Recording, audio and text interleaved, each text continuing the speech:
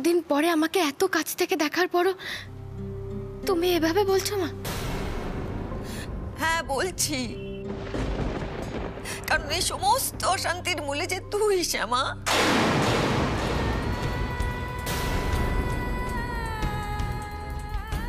তুই নিজেই বল না, তুই নিজেই বল, আমার এই সোনার সংসারে অশান্তি কবে থেকে শুরু হল? যবে থেকে তুই তোর এক রাস কালো রূপ নিয়ে আমার বাড়িতে বউ হয়ে এলি তখন থেকে তো।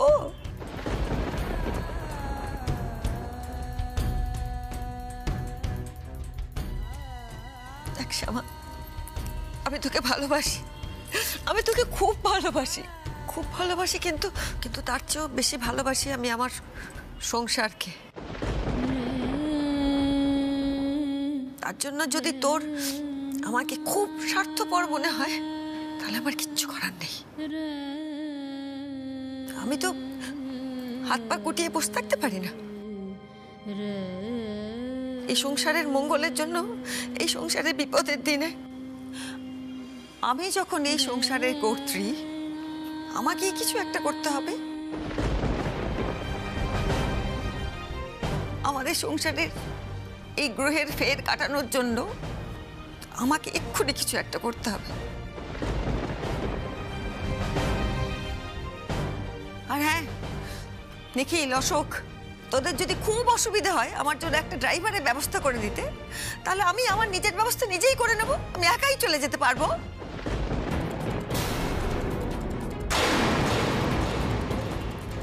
মা, মা শোনো,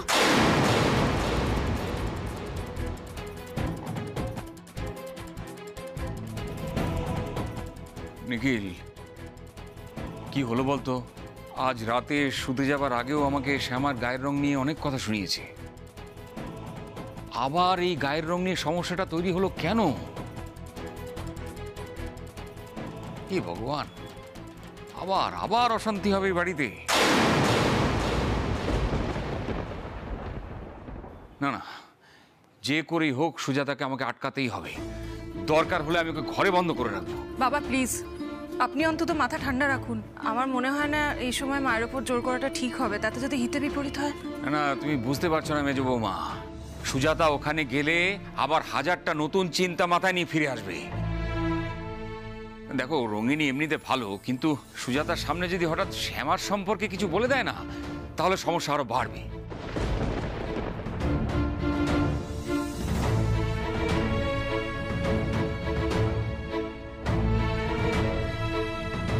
থাক বাবা, আপনাকে কিছু করার দরকার নেই। আমি বরং আরেকবার মায়ের সঙ্গে কথা বলবো।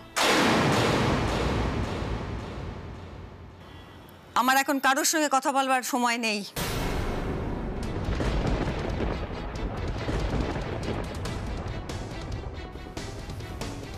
আমি এখনই বেরোবো, আমি এখনই বেরোবো। এই নিখিল, অশোক, ড্রাইভারের ব্যবস্থা নিশ্চয়ই হয়নি, তাহলে আমি একাই চলে যাচ্ছি। আচ্ছা আচ্ছা দাঁড়াও মা, আমি তোমাকে ড্রপ করে দিচ্ছি, চল। নিখিল, তুই ঘরে যা, আমি দিয়ে আসছি মাকে। শিওর? শোনো সুজাতা, তুমি হুট করে এভাবে চলে যেও না। দেখো, এই সবে অশান্তি মিটলো, আবার এখন তুমি চলে গেলে কি করে হবে বলো তো? দেখো, আমরা ভেবেছিলাম যে এবারের ট্যুরটা নিয়ে আমরা সবাই মিলে বসে প্ল্যান করব। তা তুমি এখন না থাকলে কি করে হবে বলো? না গো না, এখন আমার ঘুরে বেড়ানোর মতন কোনো মানসিকতা নেই। সত্যি, তুমি বুঝতে পারছো না কেন?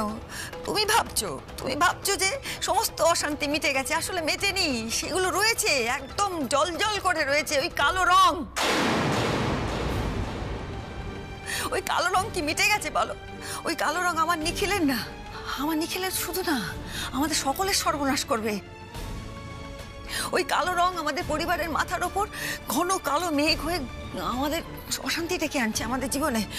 না না, তুমি বুঝতে পারছো না। তুমি বলো, আমার গুরু বোন হঠাৎ করে এতদিন বাদে মাঝরাতে কেন ফোন করবে? আবার অকারণে অন্যের কথা শুনে তুমি সেই একই দুশ্চিন্তার অন্ধকারে তলিয়ে যাচ্ছ। না না, তুমি বুঝতে পারছো না, তুমি জানো না এসব হলো গ্রহের ফের। গ্রহের অবস্থান বদলাতে না এতটুকু সময় লাগে না। হতে পারে এখন হয়তো একটা কোনো খারাপ গ্রহ আমাদের পরিবারের মাথার ওপর অবস্থান করছে, আর তার ছায়াতেই আমাদের এত অশান্তি, এত গন্ডগোল। সব তলিয়ে যাচ্ছে, জানো তো, অন্ধকারে তলিয়ে যাচ্ছে। আমরা সবাই তলিয়ে যাব। আমি আমি আমি মানছি শ্যামা খুব ভালো মেয়ে, আমি ওকে ভালোবাসি, ও আমাদের জন্য অনেক কিছু করেছে, আমি সব কিছু জানি। কিন্তু ওর কালো রং, সে তো জন্মসূত্রে পাওয়া। ওকে ওকে ছেড়ে যাবে কি করে? ওই কালো রং নিয়ে তো সর্বত্র ঘুরে বেড়াবে না, সারা বাড়িময়। সে সর্বনাশের রং তো আমাদের সর্বনাশ করছে। শোনো, আমাকে কিছু একটা করতে হবে। আমি যদি কিছু না করি না এই অবস্থায়, তাহলে আমাদের পরিবারকে এই অন্ধকার থেকে কেউ উদ্ধার করতে পারবে না। আমরা সব শেষ হয়ে যাব। আমাকে কিছু একটা করতে হবে। না না, আমাকে যেতেই হবে। মা, তুমি একবার আমার কথাটা শোনো, এভাবে বেরিয়ে যেও না তুমি। শোন না, আমার কারোর সঙ্গে কথা বলার কোনো সময় নেই এখন। আমাকে এক্ষুনি যেতে হবে। মা, তুমি শোনো না, আমার কথাটা একবার শোনো। তুই কেন বুঝতে পারছিস না? পথ ছাড়, সরে যা বলছি। মা, শোনো একবার কথাটা। মা মা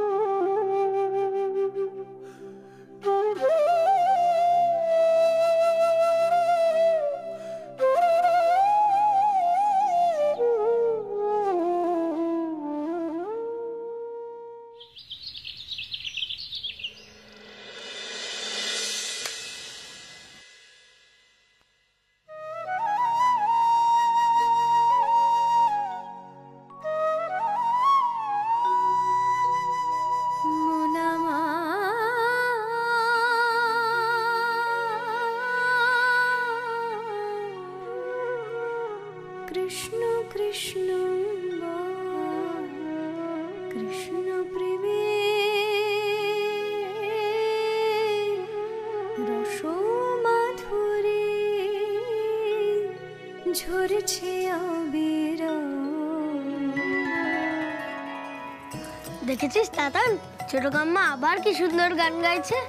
মাঝখানে কয়েকদিন বলেছিলাম গান গাইতে, গাইছিলই না।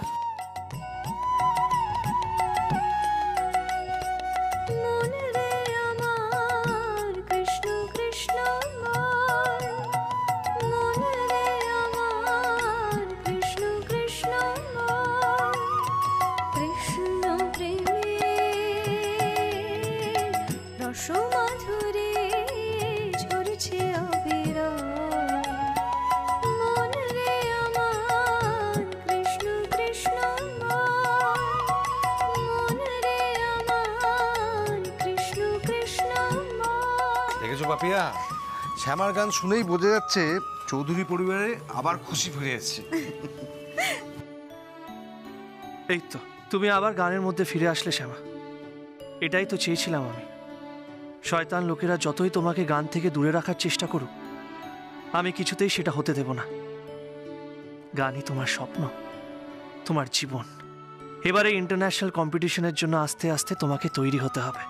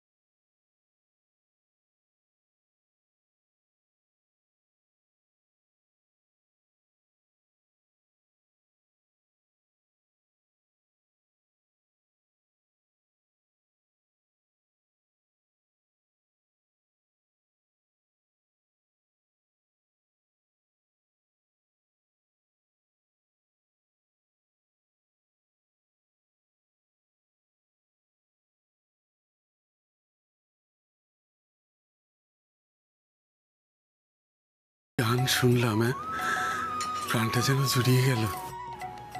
শ্যামা, হ্যাঁ, এটা আমার শ্যামা মায়ের গলা। শ্যামা যখন ছোট্ট ছিল একদম একদম এইটুকুনি, তখন আমাদের বাড়িতে আসতো। তখন ওর কত গান শুনেছি। রাধারানী আর শ্যামা একসঙ্গে গান গাইতো। রাধারানী তো গান গাইতেই জানতো না।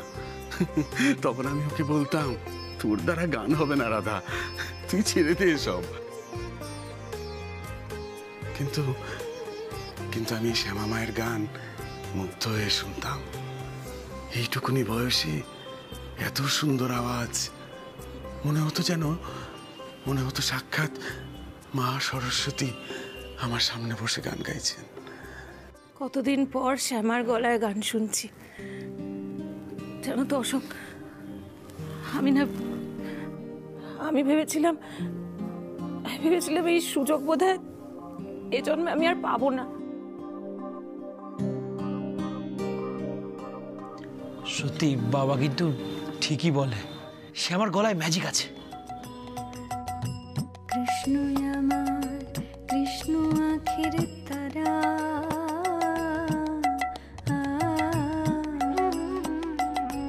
কৃষ্ণ আমার কৃষ্ণ আখির তারা, ঝরাই শুধু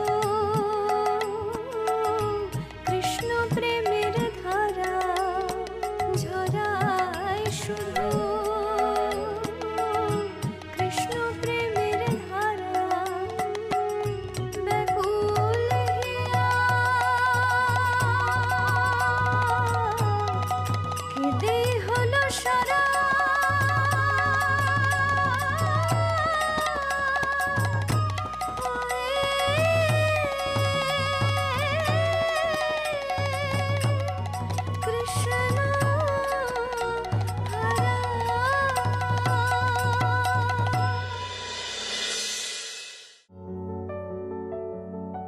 গুড মর্নিং। গুড মর্নিং মেজো গাম্মা। Good morning. বদ্দি ভাই, আমি একটু হেল্প করে দিই না কিছু? তোমায় কিচ্ছু করতে হবে না, আমি সব করে নেব, তুমি বসো না। তোর বসে বসে আমি বোর হয়ে যাব। আচ্ছা, ওদের খাবারটা অ্যাটলিস্ট দিই, ওইটুকু করতে দাও। আচ্ছা ঠিক আছে, দাও। জানো তো মেজো গাম্মা, তুমি যখন বাড়িতে ছিলে না তখন আমাদের খুব মন খারাপ লাগছিল,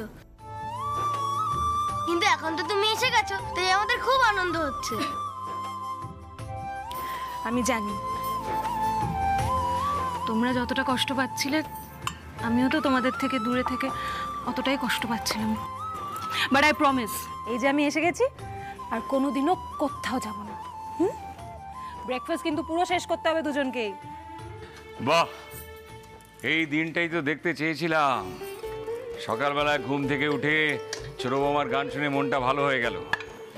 তারপর নিচে নেমে দেখলাম তোমরা সবাই মিলে হই হই করে সংসারের কাজ করছো। জানো তো মেজো বৌমা, তুমি চলে যাওয়ার পর থেকে তোমাদের মা শুধু এই দিনটাই দেখতে চাইতো। আর যখন দিনটা এলো সে নিজেই নেই। তোমরা সুজাতাকে ফোন করেছিলে তো? ও ঠিকমতো পৌঁছেছিল? বাবা তুমি টেনশন নিও না, রঙ্গিনী মাসি আর মায়ের সঙ্গে আমার কথা হয়েছে, আমি সব বুঝিয়ে বলেছি। তুই আর কি বলবি, এদিকে তোদের মায়ের মনে আবার নতুন করে ঢুকেছে যে এই ছোট বৌমার গায়ের রঙের জন্যই নাকি আমাদের সংসারে অমঙ্গল হচ্ছে। এই রঙ্গিনীও সুজাতার কথা সায় দিচ্ছে, খালি মনে হচ্ছে আবার এই নিয়ে নতুন করে একটা অশান্তি শুরু হবে। তখন তুই বুঝিয়েও কিছু করতে পারবি না। বাবা, আপনি এত চিন্তা করবেন না। আসলে বাড়ির ওপর দিয়ে কটা দিন এত ঝড়ঝাপটা যাচ্ছে, তাই মায়ের মনটা দুর্বল হয়ে পড়েছে। তবে ওখানে গিয়ে ভালোই হয়েছে। তবে দেখবেন ফিরে আসার পর মায়ের মনটা আবার আগের মতো শান্ত হয়ে যাবে। হ্যাঁ বাবা, শ্যামা ঠিক কথা বলছে, কদিন একটু পরিবেশ চেঞ্জ হলে দেখবে সব ঠিক হয়ে যাবে। বাবা আসলে মা সবসময় আমাদের নিয়ে চিন্তা করে না তো, তাই জন্য এইসব ভুলভাল জিনিস নিয়ে ভয় পায়, আর কিছুই না। সেটাই তো স্বাভাবিক অশোক। ভালোবাসার মানুষের বিপদ হলে সেটা যে কতটা অশান্তি দেয়, কতটা কষ্ট দেয়, আমার থেকে ভালো বোধহয় এই মুহূর্তে কেউ বুঝবে না।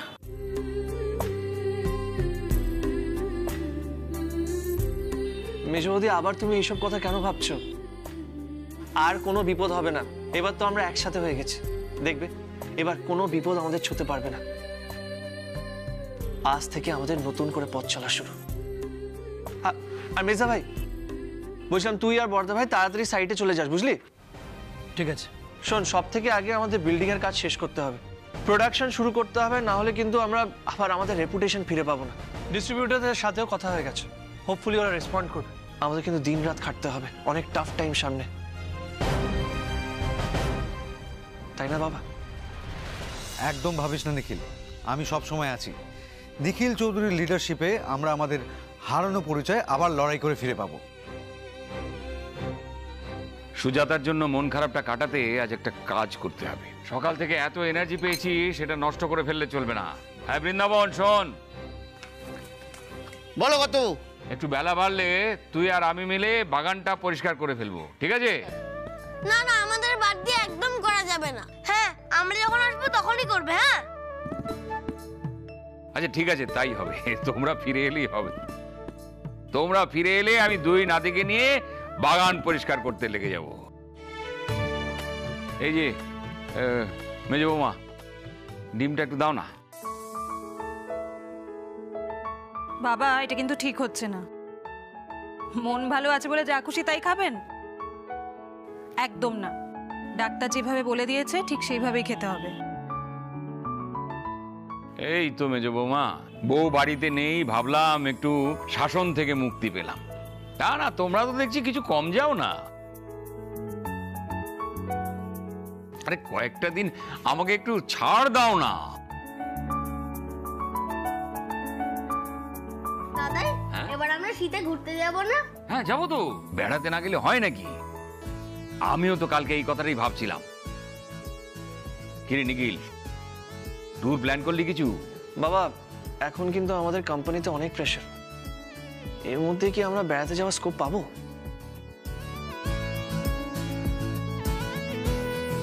কেন পাওয়া যাবে না ছোট কর্তা? তাছাড়া আমরা তো বেশি দিনের জন্য না, আমরা তো 2-3 দিনের জন্যই বেড়াতে যাই। আচ্ছা ঠিক আছে ঠিক আছে, সেই 2-3 দিনের জন্য হতেই পারে। রো দাদা, তোমরা একটা জায়গা ভাবো, আমরাও ভাবছি। ঠিক আছে, আমরা ডিসকাস করে নেবো ফাইনালি।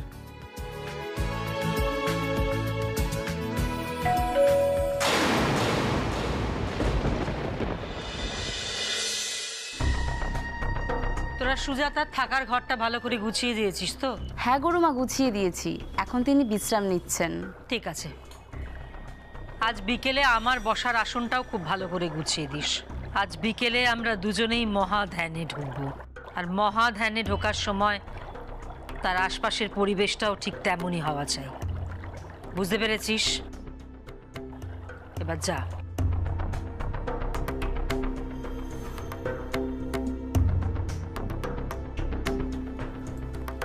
বাবা, তুমি তো দেখছি ম্যাজিক জানো আম্মা। তুমি চাইলে আর ওই ভদ্রমহিলা হাজির। তুমি এক কাজ করো, এবার ওই ভদ্রমহিলার মাথায় না এমনভাবে বীজ ঢালো যাতে সোজা বাড়ি গিয়ে সে আমাকে দূর দূর করে তাড়িয়ে দেয়। তার আবার আগে যেন একবারও ভাবতে না হয়। তুই কোনো চিন্তা করিস না। পাখি যখন একবার খাঁচা এসে ঢুকেছে, সুজাতার মাথায় আমি শ্যামার বিরুদ্ধে এমন বিষ ঢালবো যে ওর নিজের বাড়ির শান্তির ছবিটা ওর দেখতেও পাবে না। চারিদিকে কালো দেখবে, কালো। শ্যামা বাড়ি থেকে বেরোলেই তো আমার সাথে দেখা হবে। সেদিনকে অনেক অনেক অপমান করে, মারধর করে আমারই ভাড়া করা স্টুডিও থেকে আমাকে বার করে দিয়েছিল। সেদিন থেকে আমি অনেক অতৃপ্ত বাসনা নিয়ে ঘুরে বেড়াচ্ছি। এবার আমার সব বাসনা চরিতার্থ হবে।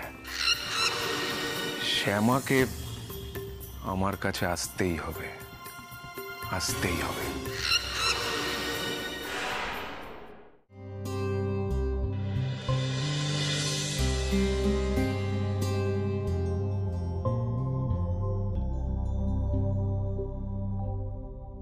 বাবা,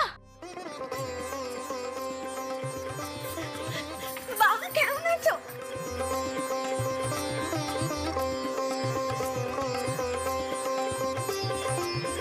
ও বাবা, এ তো আমাদের নিতাই চরণ। বুঝলে ছোট বৌমা, এ হচ্ছে আমাদের বিজলির বাবা। তা বলো নিতাই চরণ, তোমাকে কতদিন বাদে দেখলাম। সেই যে মেয়েকে আমাদের কাছে রেখে চলে গেলে আর তো দেখাই পাওয়া যায় না তোমার।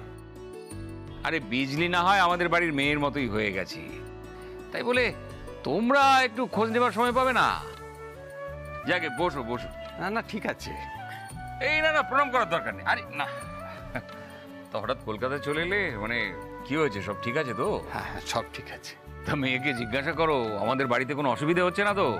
না না বাবু, কি বলছেন, এই বাড়িতে কাজের লোক হয়ে থাকাটাও বড় পুণ্যের ব্যাপার। আরে দূর বাবা, কাজের লোক কি, বিজলি তো আমাদের মেয়ে, ওকে আমরা কাজের লোক বলে মনেই করি না। যাকে তুমি এসেই যখন পড়েছো তখন কটা দিন মেয়ের কাছে কাটিয়ে যাও, কলকাতার হাওয়া খেয়ে যাও। না বাবু, থাকা তো হবে না, আমি আসলে আজ অন্য একটা কারণে এসেছি। কি হয়েছে নিতাই কাকু? বলছিলাম বাড়িতে সবাই ঠিক আছে তো? আর বিজলির বোন টুম্পা, ও কেমন আছে? পড়াশোনা করছে তো? হ্যাঁ, ওকে নিয়েই তো কথা বলতে এলাম। কেন, কি হয়েছে সে মেয়ের? মেয়ের বিয়ে ঠিক করেছি বাবু। বিয়ে? ও তো বাচ্চা মেয়ে, ওর বিয়ে দিয়ে দিচ্ছ? হ্যাঁ, 12 ক্লাসে পড়ে, কিন্তু এখন আর উপায় নেই, ওকে বিয়ে দিয়ে দিতেই হবে।